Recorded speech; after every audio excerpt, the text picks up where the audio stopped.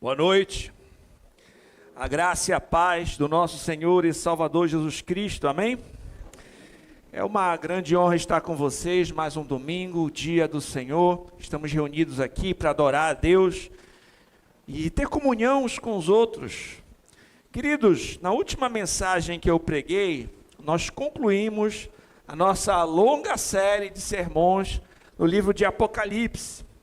Todavia, antes de nós ingressarmos em uma nova série, em um outro livro completo das Escrituras, eu achei que seria pertinente nós considerarmos o texto de Mateus 24. Abra sua Bíblia, por favor.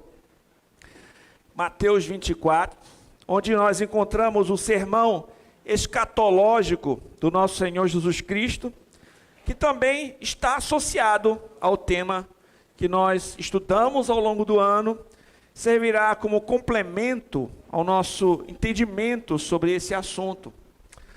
Um teólogo batista reformado, chamado Max Donner, escreveu o seguinte sobre essa relação entre Apocalipse e Mateus 24. Ele disse: uma compreensão e interpretação adequada de Mateus 24 são fundamentais para uma compreensão e interpretação adequadas do livro de Apocalipse.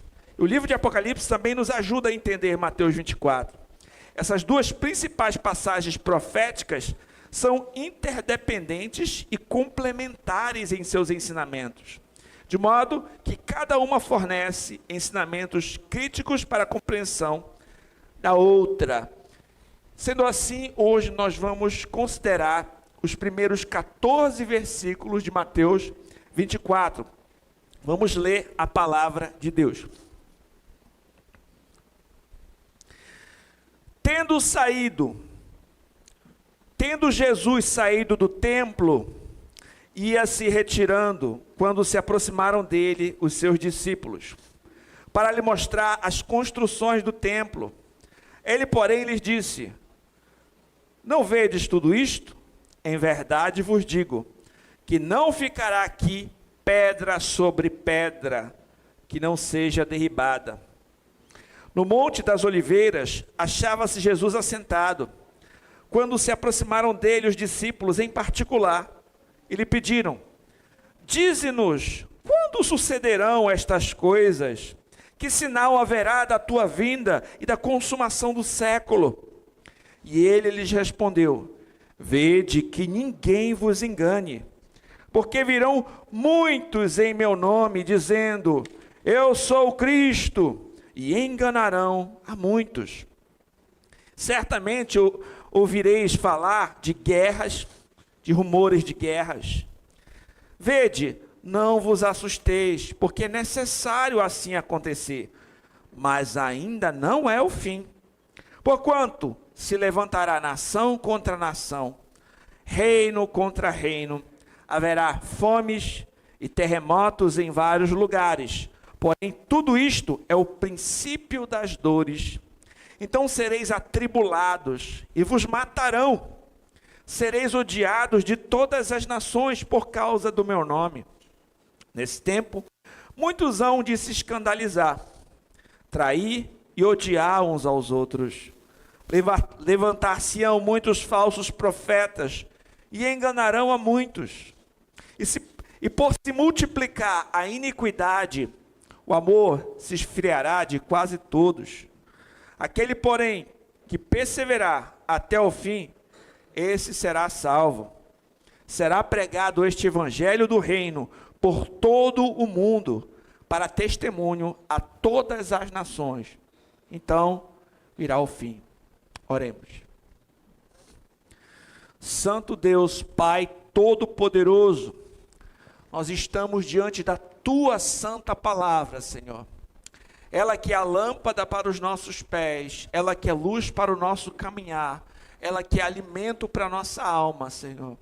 Te pedimos, fala poderosamente aos nossos corações por meio da Tua palavra. Prepare, Senhor, nossos corações como um solo fértil, para receber a Tua boa semente. Senhor, eu reconheço que sem Ti eu nada posso fazer, mas eu suplico, usa-me como instrumento Teu, para expor com fidelidade a tua palavra, a tua igreja que aqui se reúne. Desvenda nossos olhos para contemplarmos as maravilhas de tua lei. Que as palavras dos meus lábios, o meditar de meu coração sejam agradáveis à tua presença, Senhor. Rocha nossa, Redentor nosso, e que somente o teu nome seja engrandecido. Eu oro em nome de Jesus Cristo. Amém. Nós vamos considerar o texto que acabamos de ler em 3 partes. Em primeiro lugar, a ocasião, os versos 1 e 2. Em segundo lugar, as perguntas dos discípulos, verso 3. E em terceiro lugar, a resposta do Senhor Jesus, versos 4 ao 14. Para quem está anotando, ocasião, perguntas dos discípulos e a resposta do Senhor Jesus Cristo, certo? É um esboço bem simples. Vamos começar então pela ocasião. O texto diz: tendo Jesus saído do templo, ia se retirando, quando se aproximaram dele os seus discípulos, para lhe mostrar as construções do templo. Ele, porém, lhe disse: não vedes tudo isto? Em verdade vos digo, não ficará aqui pedra sobre pedra, que não seja derribada. Ao deixar o templo pela última vez, os discípulos chamaram a atenção do Senhor Jesus Cristo para aqueles esplêndidos edifícios. Aquilo devia chamar muita atenção. Que templo grandioso! Que templo bonito, belo! Mas, para surpresa e espanto dos discípulos, o Senhor Jesus disse que aquele templo estava prestes a ser destruído. Nesse ponto encontramos uma predição, uma profecia a respeito da destruição do templo de Jerusalém, que aconteceu no ano 70 depois de Cristo. Sobre esse ocorrido, um teólogo chamado William Hendrickson falou o seguinte: quanto ao cumprimento, Jerusalém foi tomada por Tito, filho do imperador Vespasiano. O templo foi destruído. Crê-se que mais de 1 milhão de judeus que se haviam aglomerado na cidade pereceram. Como uma unidade política, Israel cessou de existir. Como uma nação especialmente favorecida pelo Senhor, havia chegado o fim do seu caminho, muito antes mesmo do início da guerra judaica. Aquele templo que naquele momento era tão belo, tão esplendoroso, algo que os discípulos se maravilharam, seria destruído. E o Senhor Jesus Cristo falou que aquilo aconteceria, e no ano 70, historicamente isso aconteceu. É notável que existe o relato de alguém que foi testemunha ocular desses eventos e registrou em um livro. Vocês já devem ter ouvido falar a respeito desse historiador, Flávio Joséfo. Ele falou o que aconteceu naqueles dias da destruição do templo em Jerusalém, da invasão pelos romanos e como foi aquela situação. Eu trouxe aqui uma citação de Flávio Joséfo para vocês entenderem mais ou menos como ele descreveu esse ocorrido.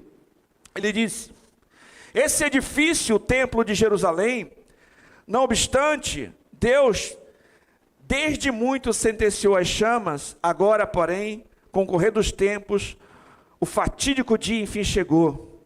O 10º dia do mês de Lous, o mesmo dia em que anteriormente se havia queimado pelo rei da Babilônia, um dos soldados, sem esperar ordens, sem encher-se de horror, por uma empresa tão terrível e movido por um impulso sobrenatural, agarrou um pedaço de madeira fumegante, lançado por um de seus companheiros de armas, lançou o ardente projétil através de uma janela de ouro. Quando surgiram as chamas, dentre os judeus prorrompeu um lamento tão lancinante quanto a tragédia. Agora que o objeto que havia guardado tão zelosamente avançava para a ruína. Na outra parte ele diz: enquanto o santuário ardia, não houve compaixão pela idade, nem se mostrou respeito pela hierarquia. Ao contrário, as crianças e os idosos, leigos e sacerdotes eram igualmente massacrados. O imperador ordenou que a cidade inteira e o seu santuário fossem arrasados até o chão, com a única exceção das torres mais altas, Faseal, Ípicos e Mariana, e a parte do muro que cercava a cidade do local, do lado ocidental. Queridos, foi algo terrível que aconteceu naqueles dias para aqueles judeus. Jerusalém foi invadida por Roma, o templo foi destruído e as pessoas foram massacradas. Idosos, crianças. E foram dias de grande tribulação para aquelas pessoas naquele contexto. E o Senhor Jesus Cristo falou que aquele templo seria derribado. Considerando o começo desses versos que nós lemos aqui, nós devemos pensar a respeito da veracidade das palavras de Jesus. Aquela profecia foi cumprida e foi registrada na história. E nós podemos crer que assim como as profecias relacionadas a eventos que já passaram se cumpriram, nós podemos crer fielmente nas profecias relacionadas ao porvir.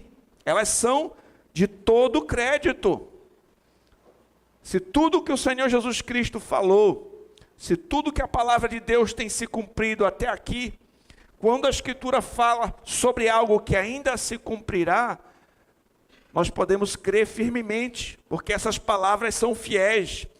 Todas as profecias das Escrituras são fiéis, verdadeiras, e podemos confiar as nossas vidas sem temer. Queridos, a nossa vida, ela é breve, ela passa rápido. E não dá para a gente ficar confiando em qualquer coisa. Os nossos caminhos, as nossas decisões, ainda mais a nossa esperança eterna. Certa vez eu tinha um colega que eu percebi que ele estava seguindo uma religião estranha. E eu fui perguntar para ele, no que se baseava aquilo, da onde ele tinha depositado a sua fé. Ele depositava a sua fé num livro que ele nem sabia de onde tinha surgido, e estava vivendo, acreditando naquelas coisas.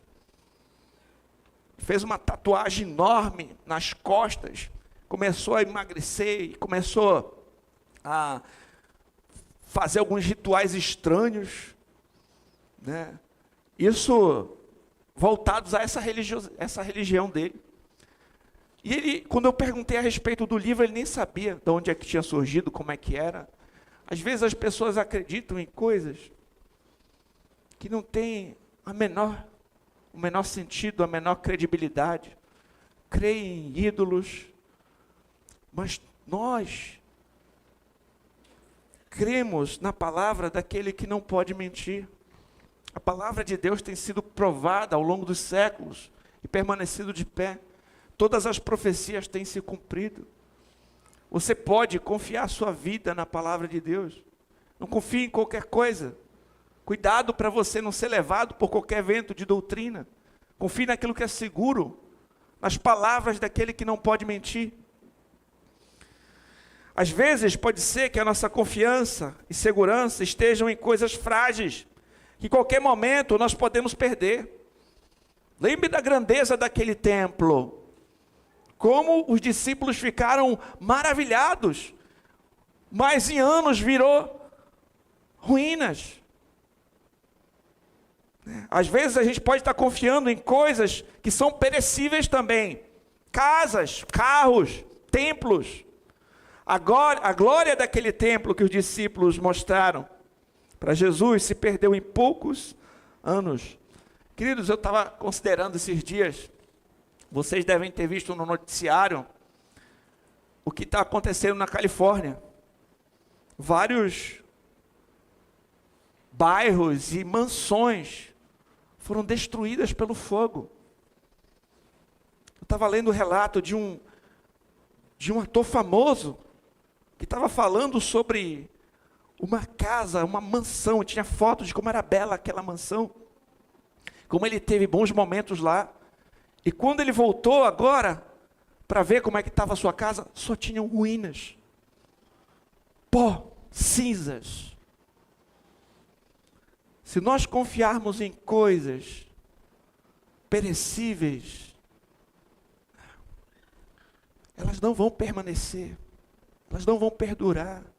Ainda que a gente possa desfrutar por algum momento daquelas coisas, isso é confiar em algo muito frágil. A nossa vida não pode estar toda centrada nisso. Nós devemos utilizar as coisas para a glória de Deus, mas as coisas não podem ser o nosso motivo principal, a razão da nossa vida. Não podem se transformar em nossos ídolos. Mesmo aquelas mais belas mansões na Califórnia foram destruídas. Mesmo aquele grandioso templo de Jerusalém foi destruído. Se o nosso tesouro são somente as coisas daqui, ele será muito frágil. Eu pergunto a você, quais são os seus tesouros mais importantes? Qual é o seu tesouro mais importante? O que você tem buscado com a sua vida? Você vive em função de quê? Queridos, que a nossa esperança e que a nossa confiança estejam no Senhor. As coisas desse mundo passarão, mas a palavra do Senhor permanecerá para sempre. Que a palavra de Deus realmente guie a nossa vida. Realmente guie a nossa vida. E que a nossa vida seja vivida realmente para a glória de Deus.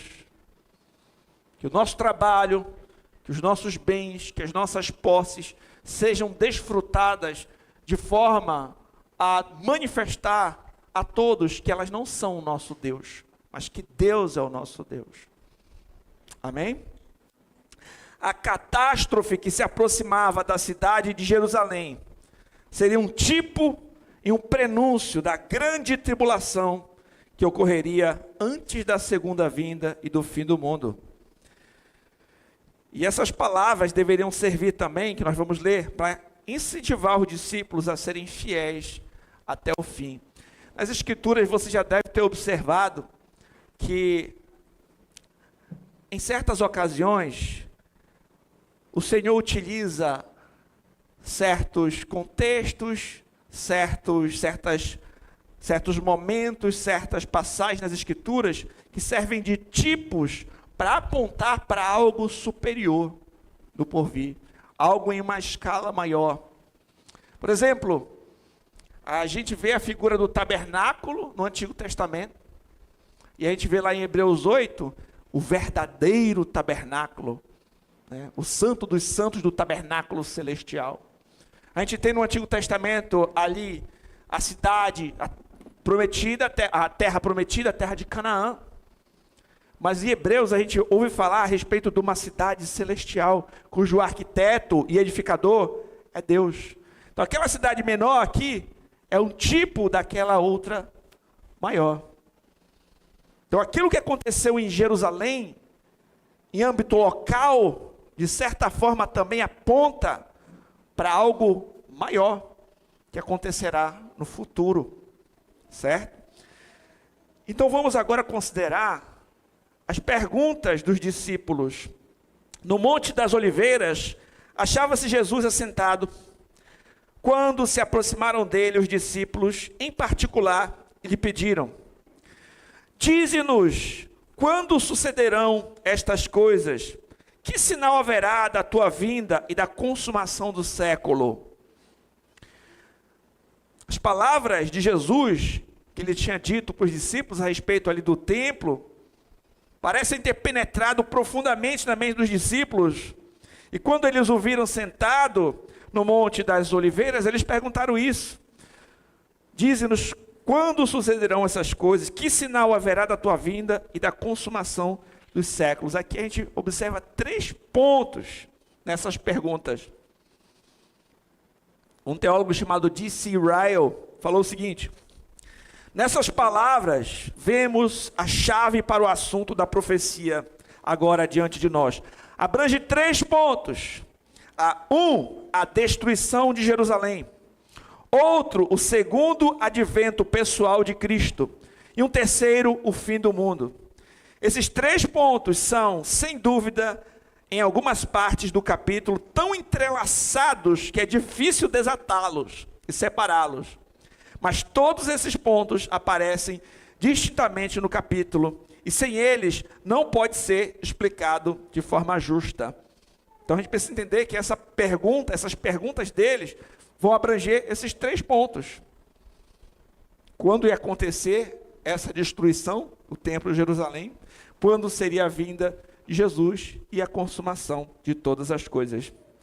E um detalhe aqui, sobre esse capítulo 24, é importante nós pontuarmos que tem um certo debate entre os teólogos sobre quando se cumpririam as profecias descritas nesses versos. Existem 3 abordagens principais.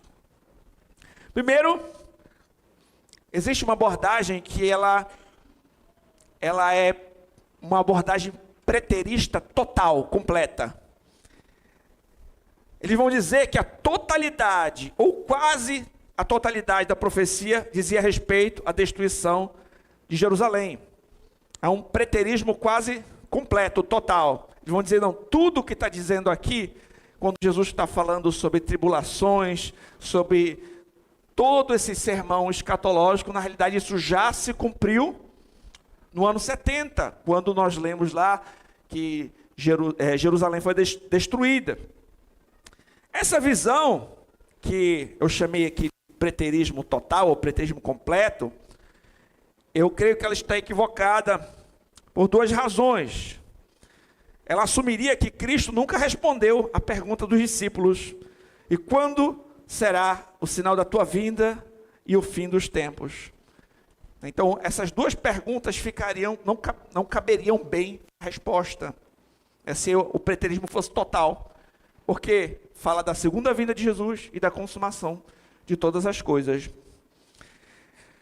E há declarações que evidentemente se referem à segunda vinda de Cristo. Ali no verso 14 é dito: este evangelho do reino será pregado em todo o mundo, em testemunha a todas as nações, e então virá o fim.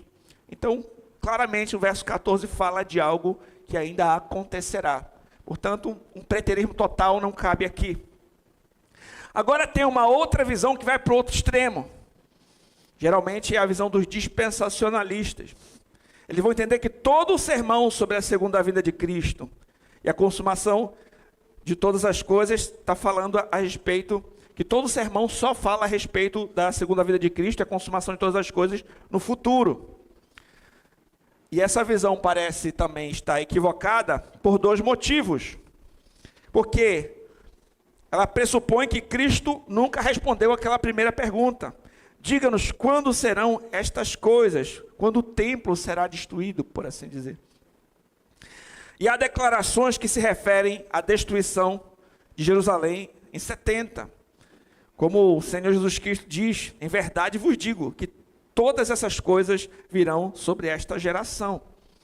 Então, há também aspectos que envolviam a destruição do templo que já aconteceu. Então, eu creio que nenhuma visão, nem a outra, está correta. Nem aquela que coloca tudo no passado, nem aquela que coloca tudo no futuro. O sermão, há uma outra visão que vai entender que o sermão combina a destruição de Jerusalém com a consumação do século. Essa é uma visão que é mais plausível, que nós estamos mais alinhados. O professor Mike Waters, ele falou que a visão histórica reformada, né, é a visão que interpreta a profecia como descrevendo ambos os eventos: a destruição de Jerusalém no ano 70 e a destruição do mundo na segunda vinda de Cristo. Então, o primeiro é uma prévia do segundo. Então, essa é a interpretação que eu sou mais inclinado, essa terceira, e nós vamos tratar o texto nessa perspectiva, né? Nós entendemos que a profecia tem um cumprimento parcial no ano 70, mas também trata de assuntos futuros que envolvem a segunda vinda de Cristo e a consumação de todas as coisas. Deu para entender isso aqui, gente? Ficou bem claro? Então vamos prosseguir, né? Um outro teólogo chamado Anthony Hockman, ele falou: Jesus está proclamando eventos em um futuro distante, em estreita conexão com eventos de um futuro próximo. A destruição de Jerusalém, que está em um futuro próximo, é um tipo do fim do mundo. Daí a mistura. E a nossa Bíblia de estudo da fé reformada, que os professores da igreja também receberam, disse o seguinte, comentando esse texto: Jesus mesmo os distingue e os separa, dando sinais para preparar os seus seguidores para a destruição de Jerusalém. Dentro daquela geração, enquanto enfatiza a chegada daquele dia e hora do seu glorioso retorno físico, não será previsível nem mesmo para os seus discípulos, razão pela qual é preciso preparar-se para a sua chegada a qualquer momento. Então, nós vamos observar esse ponto, que o texto não fala nem só do passado, nem só do futuro, mas fala das duas coisas. Certo? Ele falava tanto em um sentido para aqueles primeiros ouvintes que precisavam se preparar, porque Jerusalém seria destruída no ano 70 e o templo seria derribado, mas isso também apontava para algo no porvir, no futuro, porque também tem assuntos que ainda não foram cumpridos. A segunda vinda de Cristo, a pregação do Evangelho em todas as nações, etc. Né? Então, quando nós estudamos o Apocalipse, também tem um ponto que me chamou a atenção, logo no início de Apocalipse, que tem uma bem-aventurança. É dito lá: bem-aventurados aqueles que leem e que ouvem as palavras da profecia e guardam as coisas nela escritas, pois o tempo está próximo. Bem-aventurados aqueles que ouvem e que guardam as palavras daquela profecia. Quando nós pregamos Apocalipse, falamos a respeito disso, que há uma bem-aventurança em ouvir, em guardar, em meditar a palavra de Deus. E quando eu vejo esses discípulos ouvindo o que Jesus falou, provavelmente eles refletiram naquilo, aquela palavra ficou provavelmente levando eles à reflexão, até que eles voltaram lá e perguntaram para Jesus, fizeram essas perguntas. Os discípulos estavam interessados em saber dessas coisas, eles estavam considerando os ensinos de Jesus. Isso levou eles a perguntar, a pensar sobre o assunto, a refletir sobre o porvir, a refletir sobre a consumação de todas as coisas, a ponto de fazer essas perguntas. E eu pergunto a você, você tem parado também para considerar a palavra de Deus, para refletir sobre os seus preceitos, para pensar sobre esses assuntos? Você pensa no dia em que estará diante de Deus? A palavra de Deus tem ocupado a sua mente, tem ocupado o seu coração? Eles falaram com Jesus, ficaram pensando naquilo e voltaram fazendo perguntas. O que tem ocupado a tua mente? Você lembra do Salmo 1? Que bem-aventurado aquele que não anda segundo o conselho dos ímpios, não se detém no caminho dos pecadores, nem se assenta na roda dos escarnecedores. Antes o seu prazer está na lei do Senhor. Na sua lei, medita, dia e noite. O que tem passado pela sua mente? Será que nós temos meditado na palavra de Deus? Dia e noite, você tem considerado, refletido, avaliado, colocado a sua vida diante do Senhor? Às vezes, queridos, pode ser que nós estejamos perdendo tempo com muitas coisas e alimentando a nossa mente com aquilo que não edifica. Já pararam para pensar?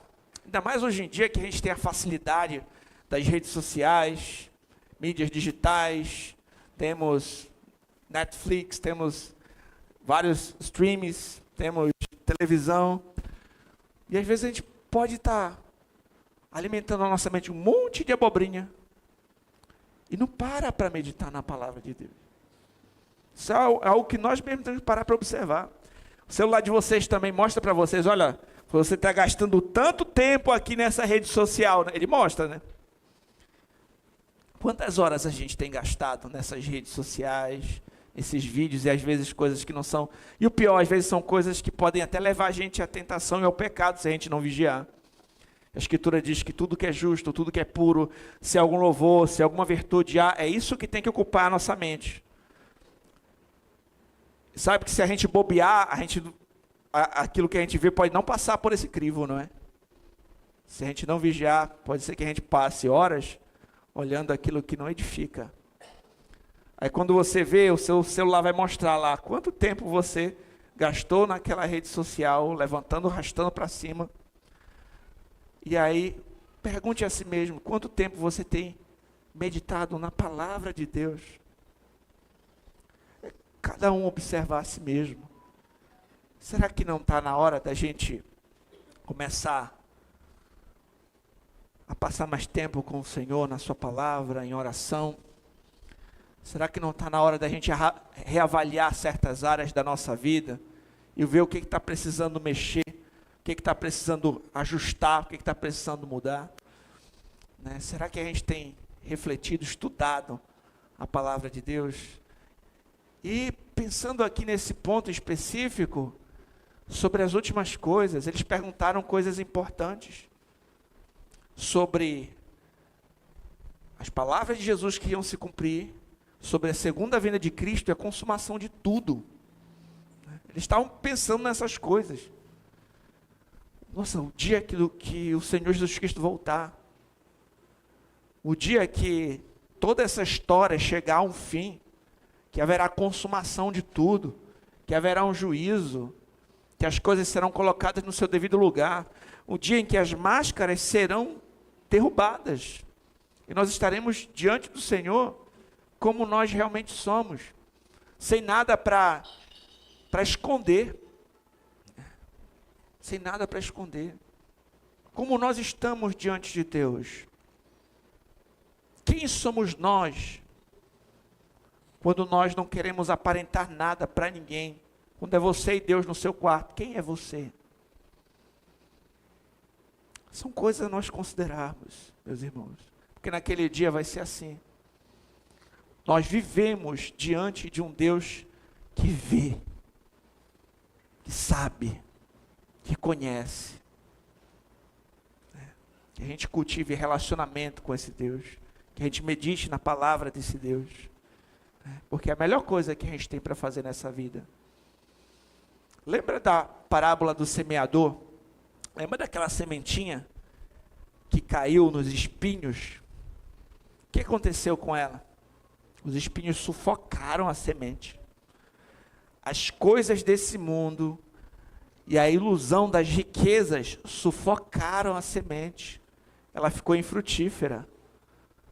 A pessoa, eu não tenho tempo para isso, pai. Não sabe como a minha vida é corrida? Eu tenho que fazer isso, tenho que fazer aquilo, tem um monte de coisa. Ei, calma. Porque você pode estar correndo atrás do vento, se você não perceber. Aquele dia pode pegar você de surpresa.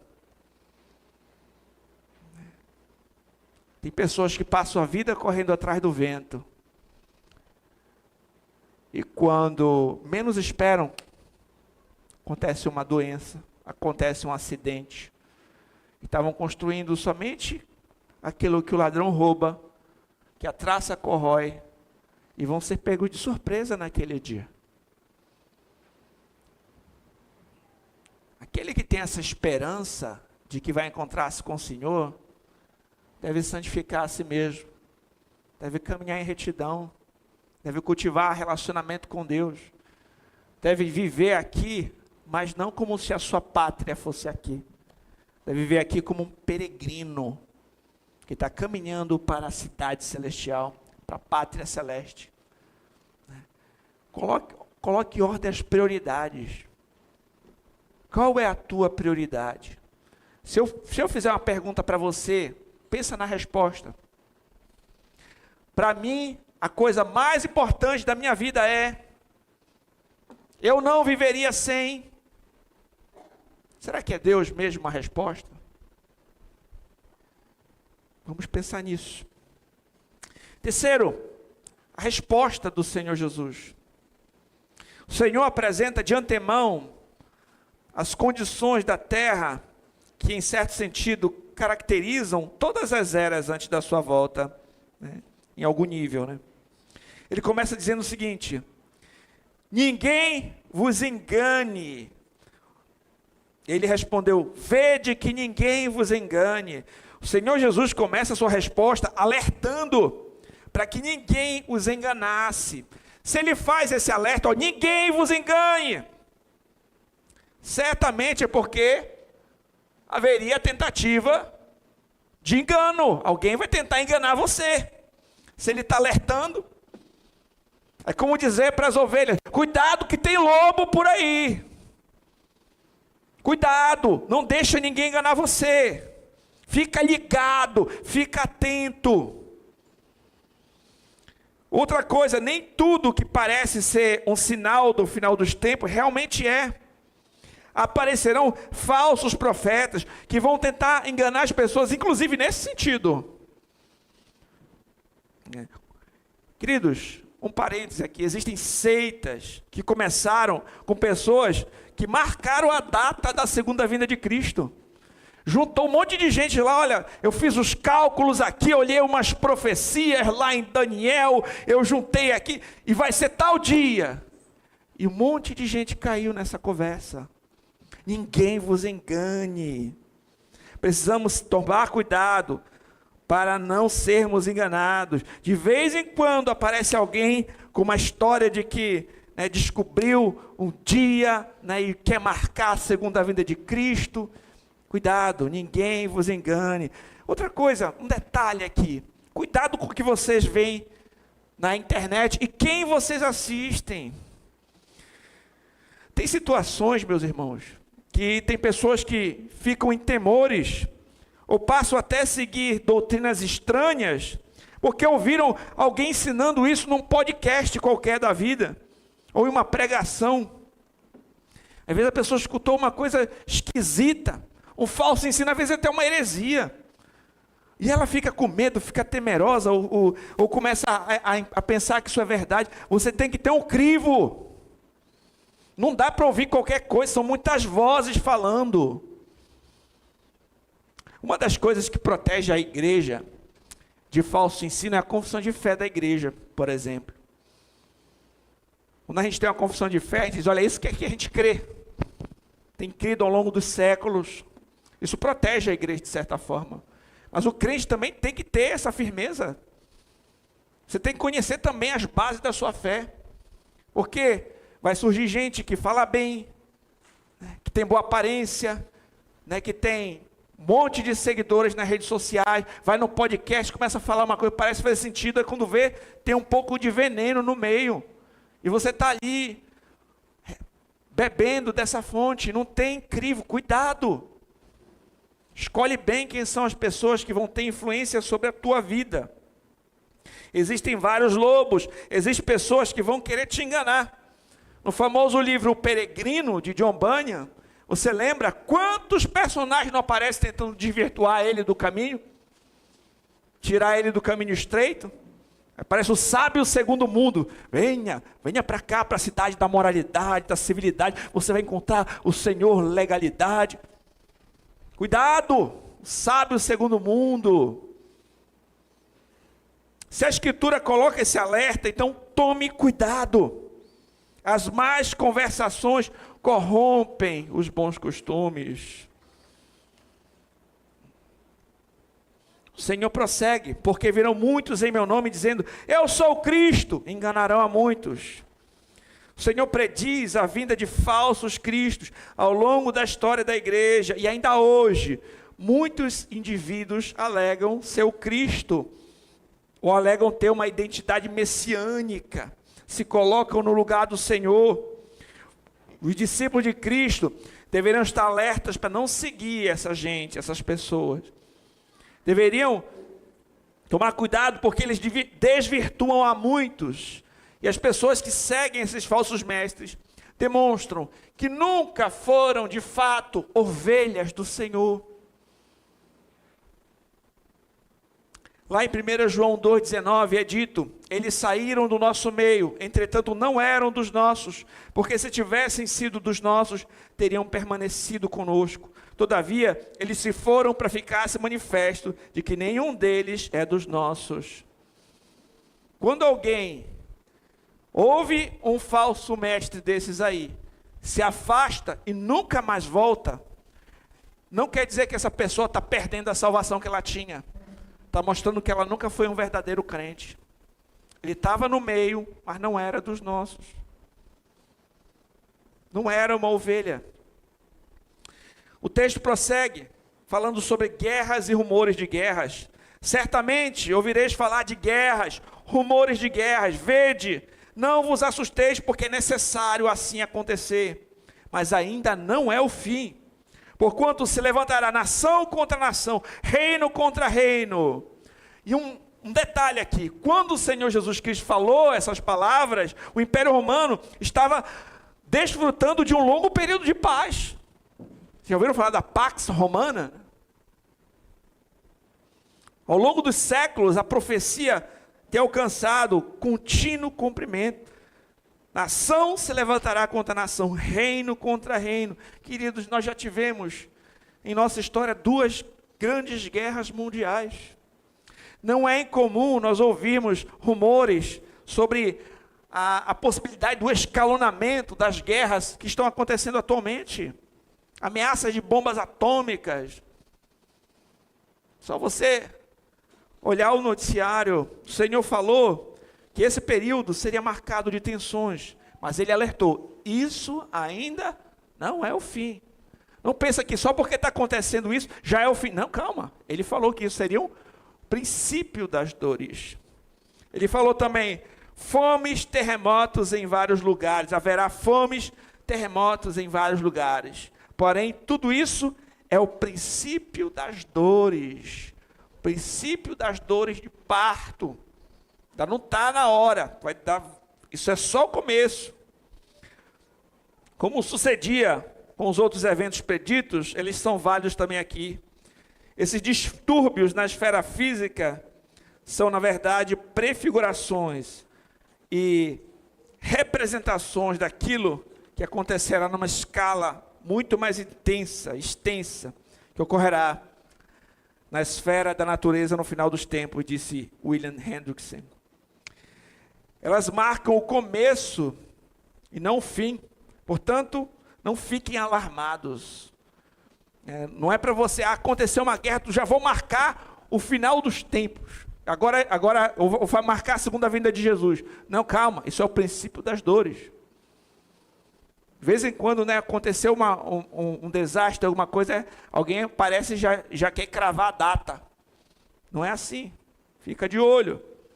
O Hendrickson comenta o seguinte, a despeito dessas advertências tão claras que nosso Senhor dirigiu a seus discípulos, muitos dos membros da igreja moderna se enchem de admiração pelos ministros ou evangelista que fala muito doutamente acerca dos sinais do tempos e se esforça para demonstrar a seus ouvintes que esta ou aquela terrível batalha ou aquele grave terremoto ou a fome devastadora com base na profecia é o infalível sinal do iminente regresso de Cristo. É evidente que os eventos aqui descritos contêm importantes significados, são degraus que conduzem ao alvo final. Por seu intermédio, o fim dos tempos que se aproxima é prefigurado e o plano eterno de Deus está sendo levado em frente. Além do mais, quando compreendemos que para o fim da presente dispensação, as perturbações indicadas ocorrerão juntas. Provavelmente serão mais numerosas, mais extensas e terríveis do que nunca antes. E que vão ocorrer em conexão com a grande tribulação que culminará na parúzia, na segunda vinda de Cristo. Então, por exemplo, a gente passou há pouco tempo por uma pandemia global. Passamos por uma situação tensa. Mas não é porque a gente passou pela pandemia que a gente pode marcar a data. Olha, isso daqui, quer dizer então que daqui a tantos meses não podemos fazer isso. Entendemos que são degraus, estão caminhando para lá. Né? E quanto mais chegarmos perto, essas coisas vão se intensificando. Né? Então vai ser algo numa proporção ainda maior. Nós vemos também que o Senhor vai falar sobre a perseguição aos cristãos. Então sereis atribulados, vos matarão, sereis odiados de todas as nações por causa do meu nome. Nesse tempo muitos hão de se escandalizar, trair e odiar uns aos outros. O Senhor Jesus já tinha dito em Mateus 10:12, sereis odiados de todos por causa do meu nome. Aquele, porém, que perseverar até o fim, esse será salvo. E ele também falou em Mateus 10:35, ele disse, pois vim causar divisão entre o homem e seu pai, entre a filha e a sua mãe, entre a nora e a sua sogra. Assim os inimigos do homem serão os da sua própria casa. Uma coisa é nós permanecermos firmes, aparentemente, quando está tudo bem. Agora, imagina no momento de perseguição. Imagina quando a nossa vida é colocada em risco, a nossa liberdade é colocada em risco. São provas de fé. Então, muitos abandonarão naqueles dias difíceis. É dito aqui, e muitos abandonarão. Queridos, a gente não pode esquecer isso, que a Escritura diz que aquele que quiser viver a vida cristã de forma piedosa será perseguido. A gente não pode ter uma visão muito romântica da fé a ponto de não considerar esses pontos. Por sermos cristãos, nós estamos passíveis a sofrer esse tipo de coisa. O Senhor Jesus Cristo, no Sermão do Monte, disse que bem-aventurado é quando pelo nome dele mentirem a nosso respeito, perseguirem, não é? Então, a gente tem que, graças a Deus, a gente tem a possibilidade de estar aqui num ambiente com ar-condicionado, num ambiente agradável, podendo pregar a palavra de Deus. Isso é um privilégio, a gente tem que aproveitar isso. Graças a Deus a gente tem Bíblias, estudo no nosso idioma, mas muitos dos nossos irmãos hoje não podem ter isso que a gente tem. Hoje, imagina como é ser um cristão na Coreia do Norte. Imagina como é ser um cristão em certos países islâmicos, muçulmanos. Imagina como é ser um cristão em alguns regimes por aí. Então, e outra coisa, tem lugares em que, por exemplo, em português, a gente tem várias traduções. Mas quantas línguas mal tem uma tradução da Bíblia? A gente tem que aproveitar o privilégio que a gente tem, meus irmãos. Às vezes a gente só valoriza as coisas quando a gente perde. Você tem liberdade para evangelizar? Tem, aproveita. Imagina se a gente perdesse essa liberdade de forma institucional, por assim dizer. Aí a gente ia valorizar, olha como a gente podia falar de Cristo abertamente, pode colocar até na internet. Né? A gente não pode esperar a gente perder as coisas para aproveitá-las. Aproveita a tua Bíblia. Aproveita que você tem força, que tem fôlego para falar de Cristo. Fala. Aproveita que você está vivo. O tempo de fazer discípulo de Cristo é agora, gente. Não é no céu, não. Tempo para convidar o teu amigo para vir à igreja, o tempo para dar uma Bíblia de presente, o tempo para entregar um panfleto, o tempo para mandar uma mensagem, é agora. Você não sabe o dia de amanhã. Você não sabe se o teu amigo vai estar vivo amanhã. Aproveita. Você tem voz, você tem liberdade, você tem uma Bíblia, você conhece a palavra. Não guarda isso só para você.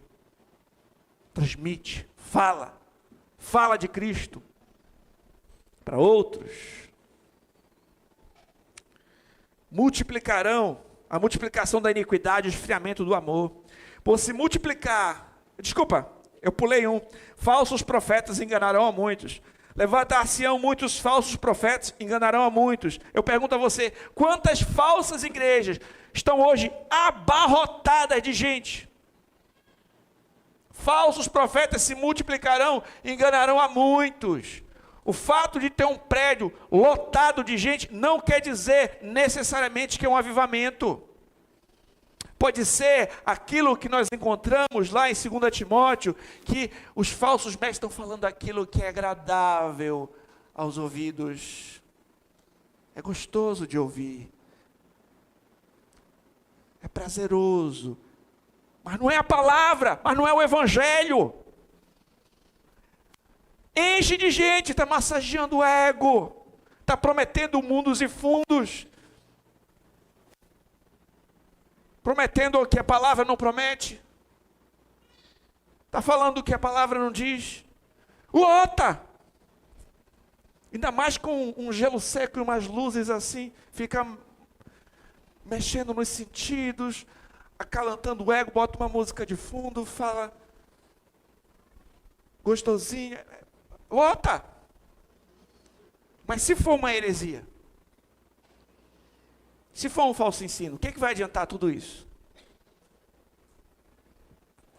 Levantar-se-ão muitos falsos profetas. Multiplicação da iniquidade, o esfriamento do amor. E por se multiplicar a iniquidade, o amor se esfriará de quase todos. A imoralidade, falsos ensinos, relativização do pecado, conduzem ao esfriamento do amor a Deus e amor ao próximo. É um período marcado por grande egoísmo, busca somente dos interesses próprios, sem considerar o próximo. É só pensar em si mesmo. O amor esfriou, multiplicação da iniquidade. Aquilo que antes era algo que era um escândalo, agora é a coisa mais normal do mundo. É tolerado, não só tolerado, é incentivado. E ai de você se falar alguma coisa.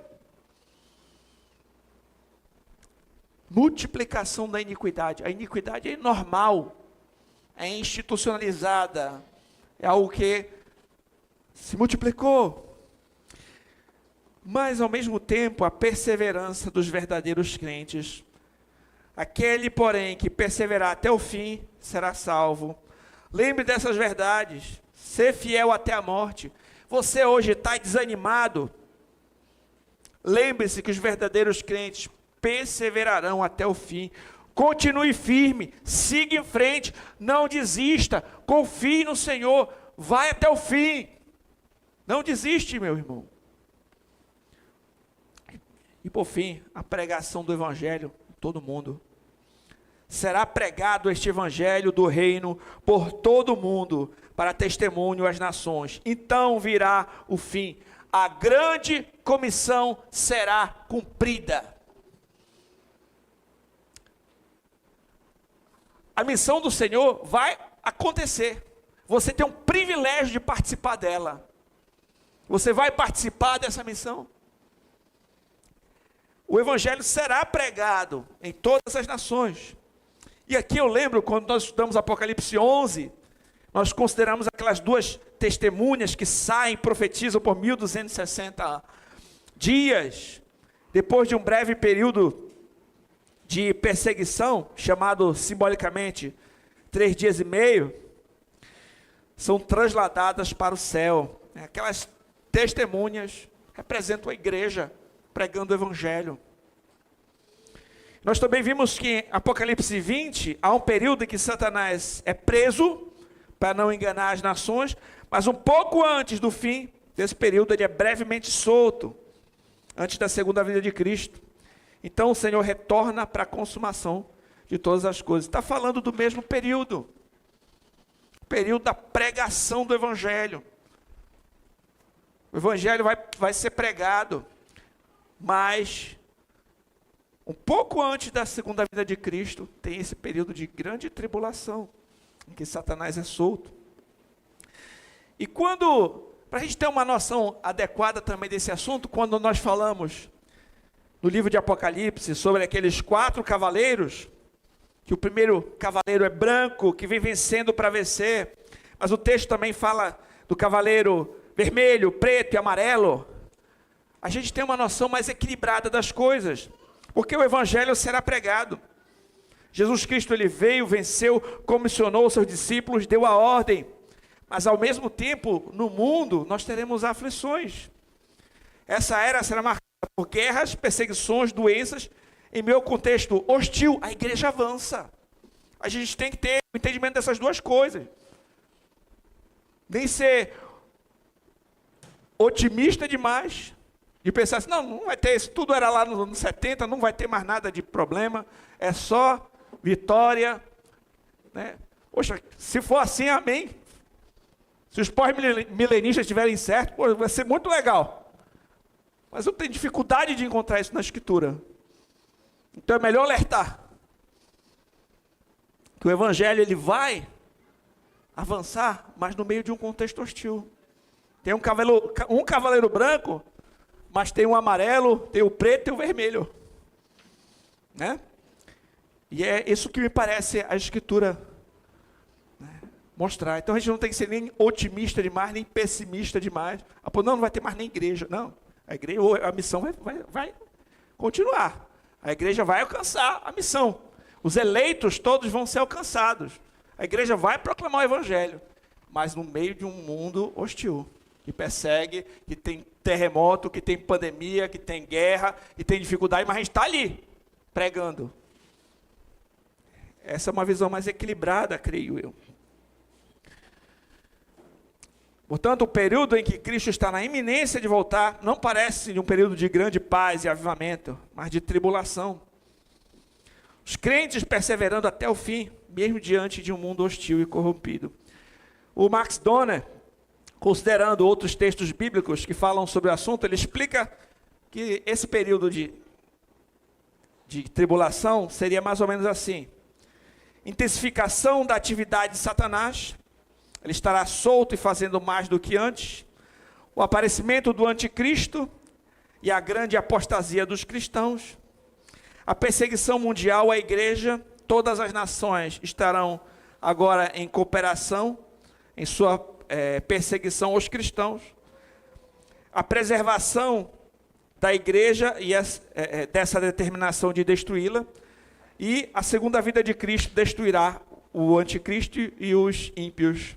Então, ele resume dessa forma esse período de grande tribulação.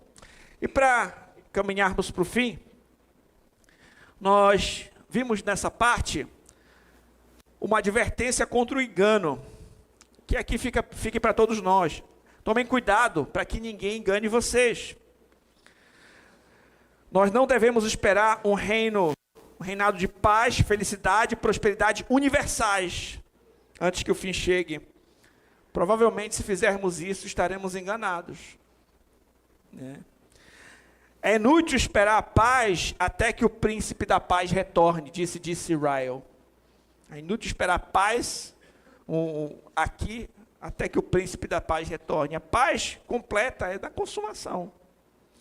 Não esperamos que o mundo inteiro se converta antes do fim de todas as coisas.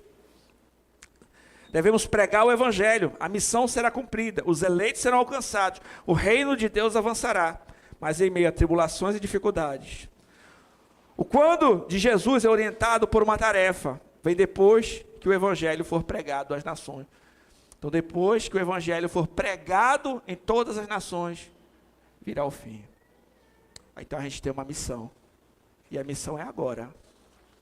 A igreja tem uma missão: prega o evangelho, façam discípulos de Cristo. Essa é a nossa missão. A principal missão da igreja é essa: fazer discípulos, batizá-los, aqueles que crerem, e ensiná-los todo o conselho do Senhor. Eu concluo esse sermão com as palavras de William Hendrickson. Presta atenção. Não se deve supor, contudo, que o mundo vai melhorar mais e mais até o próprio momento da chegada de Cristo. Se é possível chamar a pregação do Evangelho a todas as nações de o primeiro sinal preliminar do retorno de Cristo, O segundo sinal preliminar está agora para ser indicado. Como já foi demonstrado, ele cobrirá um período muito breve. Nessa conexão, deve também enfatizar que, com toda a probabilidade, a época final do Evangelho e o início da grande tribulação se sobrepõem, como também já ficou demonstrado ao descrever o breve período da grande tribulação no encerramento da história, terminando com o juízo final. Jesus está pintando tudo isso com as cores tomadas de empréstimo da destruição de Jerusalém pelos romanos. Então, tendo essa noção, nós vamos dar continuidade ao assunto na próxima mensagem. Que o Senhor nos ajude. Oremos. Pai, te agradecemos, Senhor, pela tua palavra, que sempre nos instrui, nos exorta, nos orienta, nos dirige. Que ela esteja gravada em nossos corações, que a nossa vida seja dedicada ao Senhor. Nós oramos em nome de Jesus. Amém.